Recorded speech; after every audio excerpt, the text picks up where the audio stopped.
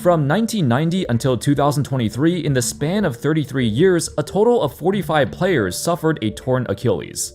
That's just above 1 per season.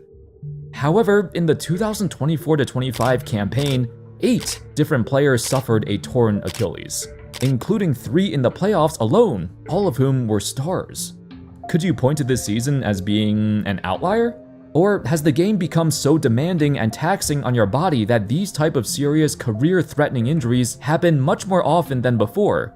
In this video, I want to take a look at some NBA players who've suffered serious, major debilitating injuries at some point in their careers. Yet they returned to the court and played just as good, if not better, than before. Halliburton falls down. He looks hurt. Halliburton's hurt right away when he fell. But before we start, don't you love it when one of your favorite things come back better than ever? Like how the NBA is gonna soon be broadcasting on NBC once again. Well, this July, Raycon has reintroduced their fan favorite, Everyday Earbuds Classic model, which now features active noise cancellation. Combined with 8 hours of playtime and a 32-hour battery life, they'll never leave your ears. I wear mine when I'm doing chores around the house or going on walks or runs in the neighborhood. The quality of their audio rivals all the big brands you know and love, but at half the price.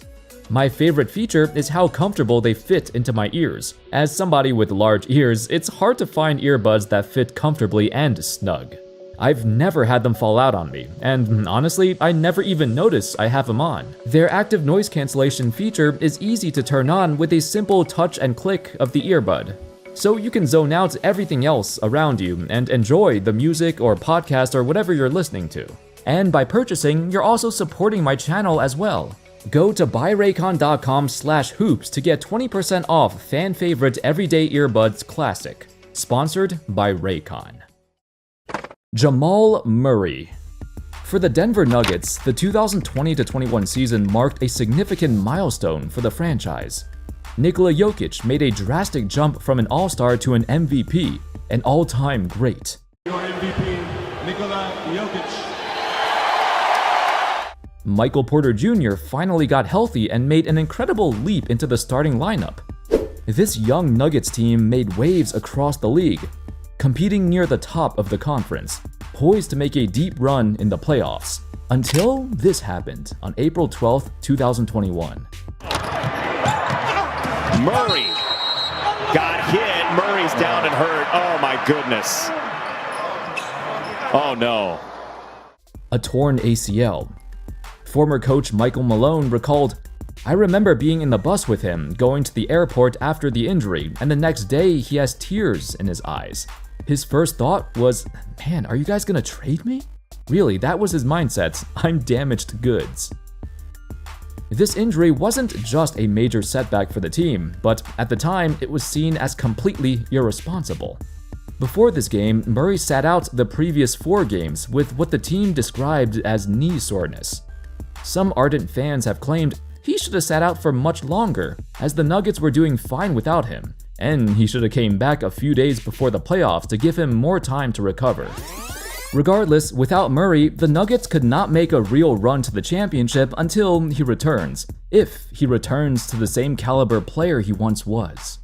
Remember, this was a man who dropped several 50-point playoff games back in the bubble, and he just had the best season of his young career. If Murray played anywhere near as good as before, the Nuggets had a strong chance at winning the title in 2021. Instead, they got swept by the Suns in the second round. And by sitting out the entire year, he was also absent for the 2022 playoffs, where Jokic won back-to-back MVPs but lost in the first round. During this time, Murray was desperate to get back on the court and wondered, do the Nuggets still want to keep him? 18 months, that's how long it took for him to recover. He missed 2 entire playoff runs. And as Jokic approached his prime, the Nuggets' aspirations to win the title were in limbo. They anxiously waited for their secondary star to return. When it finally happened, the team immediately clicked and continued their mission to capture that illustrious title. Murray leans in, double clutching, got it! Murray, in his first playoffs since the injury, displayed the greatest playoff run of his career, and the question of can he return to form was answered. He did. Dude averaged 32 points a game in a sweep against the Lakers, and it seemingly looked like he was never injured at all. The Nuggets claimed the 2023 title, and not too long after, Murray was rewarded with a 4-year, $200 million extension, a contract that was met with skepticism. As great as he is, this is the most expensive salary for a player who's never made any All-Star, All-NBA, or All-Defensive teams. And over the years, Murray's lingering knee problems from that torn ACL have surfaced once again. Knee soreness has continued to plague him. Nevertheless, he's had one of the most successful comebacks from a torn ACL ever, even with his shortcomings, even with his explosiveness not the same it once was. Murray is still a championship-level point guard, and refined his game to a level where he doesn't need to rely on athleticism to succeed. Shaun Livingston. This is by far the most devastating injury I've had the displeasure of watching live on TV. On February 26, 2007, he went down and landed awkwardly. Seattle, Utah. Steal by Livingston after good defense by Mobley. No finish though by Shaun, and he's hurt. Left knee, Livingston down in pain. Immediately, you could tell something was wrong. I mean, you can literally see the bone pop out of his knee. His entire left knee snapped horizontally, resulting in a dislocated kneecap, a dislocated joint, a torn ACL, PCL, and a complete tear of the meniscus. According to his doctor, upon looking at the x-ray, he basically told him he was cooked. In fact, there was a chance he needed to have his leg amputated. Of course, for Livingston, that was not gonna happen. It took 6 months after surgery before he could even start walking normally again. As a former 4th pick of his draft class, this young promising prospect was completely dismissed after this injury, cause everyone assumed his career was over just like that. The only one who had faith was Livingston and his family. Through an intense rehabilitation that included multiple days a week of physical therapy and desperately trying to regain mobility in his leg, it only took him 16 months before he resumed playing basketball. Could he actually go out on the court and shoot? Yes. But that's not the same as cutting and pivoting and turning and jumping, actually in a game. However, by missing the entire 2007-8 season, the Clippers did not extend a qualifying offer to Livingston. While they supported him during the rehab process, they also didn't have the best facilities to help him. In an article by Jonathan Abrams of Grantland, he stated, quote, "Back then, the Clippers practiced at a public athletic club. The infrastructure was far different from the state-of-the-art facility the franchise now showcases. The training staff did the very best they could with Livingston and others, but they lacked the equipment of other organizations." Livingston even claimed, "We've got practice and we finished practice and we got 60-year-old naked guys in the hot tub with us." Yeah, it wasn't exactly the most optimal place for him to recover, but regardless, he tried his best to manage. Eventually, Livingston attempted to return at the start of the 2008-9 season, but it seemed a bit premature. After trying out for the Miami Heat, then getting traded to OKC, and even going down to the D-League several times to continue his rehab, it actually took several more years before he found his new home, Golden State. Now, to give you context on how hyped Shaun Livingston truly was, some scouts compared him to Magic Johnson or Penny Hardaway. Heck, even the worst projections thought he'd be a future Hall of Famer without question. Before the injury, he was super athletic, but after all those years of rehab, Livingston reinvented himself into a completely different player. The Warriors, as great as they were a three-point shooting team, Livingston joined them right at the start of their dynasty and provided a different skill set, one where he could post up and dominate from the mid-range. He couldn't shoot threes, he never could. But by coming off the bench and contributing like this, it gave the Warriors' offense a whole new dimension, and now they were even harder to defend. Livingston can kill you from an area on the court that was once deemed as obsolete. While he showed potential when he first came to the NBA, his best years by far were after his injury. Kevin Durant. One thing you might have realized is most players who successfully recover are quite young, in their early 20s. This wasn't the case with Kevin Durant though. At nearly 27 years old, he suffered a Jones fracture in his foot. It's an injury that's low-key debilitating, especially for taller players. Yet in less than a year, Durant came back and continued his dominance. In the 2019 finals, he suffered a full rupture of his Achilles at nearly 31 years old. At that age, there's only been one other player who've successfully recovered and returned to form, so the odds were against him. But he came back, again. In fact, he came back better than ever with the Brooklyn Nets. On a team with a perpetually injured Kyrie and James Harden, Durant coming off an Achilles tear was still their leading man. Dude continued to be a hyper-efficient scorer, and even averaged a career high in assists. The 2021 playoffs commenced with the Nets as being favorites to reach the NBA Finals. To Durant. Here is Durant moving on Tucker. He turns, he shoots. Yes! With 1 second. He averaged a staggering 34 points a game in the playoffs, the highest playoff average of his career, and if it wasn't for his shoe size being a tad too big, the Nets would have beaten the Bucks and might have won the title that year. Statistically, this was the most dominant version of Kevin Durant we ever saw, and some even deemed his recovery as a once-in-a-lifetime miracle. However, a lot has changed too.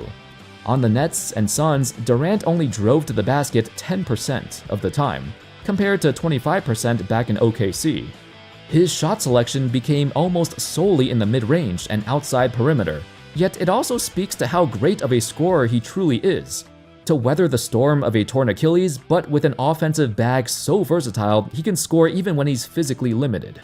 Considering he was doing it on an injury-riddled team, it's honestly more impressive than any run he had in Golden State.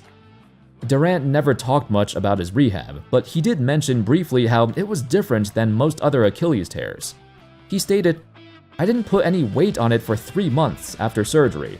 Instead, he focused solely on physical therapy to get the rest of his body up to tune before putting weight on his Achilles. Compare this to most players who start walking right after surgery. I'm not sure if Durant's methods had any impact on his recovery. Heck, just like his Jones fracture, he always seems to recover back to peak form, regardless of how serious he got hurt." Zack LaVine. I'm willing to bet most folks forgot about LaVine's torn ACL back in 2017.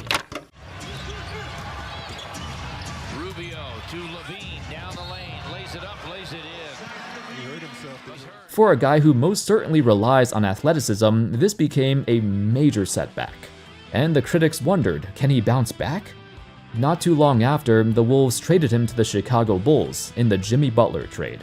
So while the Bulls still had faith in his recovery, the fans anticipated LaVine's arrival with questions. How long before he returns? This was a man who was on the path to stardom prior to injury. So can he still get back on the path? Well, initially, the outlook did not look fantastic. He recovered quicker than expected and stepped on the court again on January of 2018, just 11 months after the injury. Unfortunately, he struggled. He looked slower, his three-point shot fell off, and for Bulls fans, it was a traumatic reminder of their unfortunate luck with Derrick Rose. However, LaVine made it clear he will come back better than ever, and he followed through with that statement. Did you not get the memo? He didn't come for the massage, he came for the face. Goes everywhere. There's five Caruso. Ball to LaVine, showtime! Oh, 360. Get mad, Zack LaVine, get mad. In just a few short years, he developed into the all-star he was always meant to be. His energy, his hops, his incredible shooting turned him into one of the league's most lethal shooting guards. While the Bulls' success as a team was, a hit or miss, mostly miss, LaVine individually exceeded expectations. Very rarely do you see a guy with his profile still maintain the same form after a serious injury, and he deserves praise for recovering like he did. Paul George. Probably the most physically devastating injury from a viewer standpoint. George snapped his leg in half during a Team USA scrimmage, and it was actually the reason the NBA moved the stanchion back several feet, so something like this won't happen again.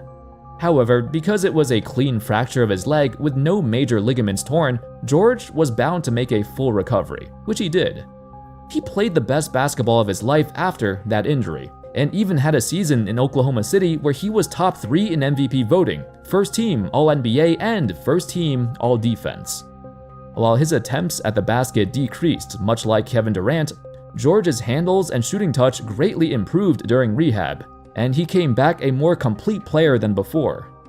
However, the worst part about the injury was that it kinda derailed the Pacers' chances to contend for the title. Prior to that, they were fighting toe-to-toe with LeBron and the Miami Heat, and LeBron actually left Miami in the same summer Paul George got injured. In an alternate universe where George never got injured and the Pacers kept their core intact, perhaps they could have given the Cavs some actual competition in the East. Instead, they steamrolled through the conference for 4 straight years. On his podcast, George made several claims that the Pacers would have a championship had he never broken his leg. But in reality, I'm not so sure. They still had to get past LeBron, and he had such a strong grip on the whole conference. Not to mention, that Pacers core was getting old. Still, he does bring up an interesting what-if. Dominique Wilkins. But here's the play we're talking about, right in front of Bobby Weiss. Wilkins goes down. Reports are he has a ruptured right Achilles tendon. He was taken by ambulance to Piedmont Hospital. In 1992, perennial All-Star and former slam dunk champion Dominique Wilkins suffered a ruptured Achilles at the age of 32. Back in the 90s, an injury like this was considered career-ending, especially during a time when most players were regressing by their early 30s. Wilkins, as one of the most prolific scorers ever, and someone who relied on athleticism and jumping ability, there was no shot in hell anyone believed he could come back at full strength. But that's not even the most impressive part. Wilkins ruptured his Achilles on January 28, 1992. Yet he returned to the court right at the beginning of the 1992-93 season. Dude was literally back on the court in 9 months. 9 months? That's freaking insane. For example, on average, it takes players nowadays like 16 months to get back in the modern era, and that's with more advanced surgery and rehab techniques. For Neek to do this back in the 90s and recover this quickly was unheard of in the basketball world. There was even this infamous article back in 1992 that proclaimed his career was over and doubted that he could even average 15 points a game anymore. Well, he ended up averaging 30 points a game, and right out the gate, he did not miss a beat. Dominique made second-team All-NBA and even top 5 in MVP voting. During his time in rehab, Neek stayed away from any kind of strenuous activity on his leg, but he'd still be in the gym honing his jump shot. He returned with a previously unseen three-point shot, which turned him into an even greater scorer. While he managed a few more successful years in Atlanta, he naturally started to slow down due to his age. He was so well-rounded as a scorer, and he eventually became the poster boy for successfully bouncing back from a torn Achilles. Anyway, that's all folks. Those were some players who successfully came back from a serious injury or multiple serious injuries and played just as good, if not better, than before. Let me know your thoughts in the comment section. Thank you all so much for watching. I hope you all enjoyed the video, and of course, as always, I'll see you next time. Peace.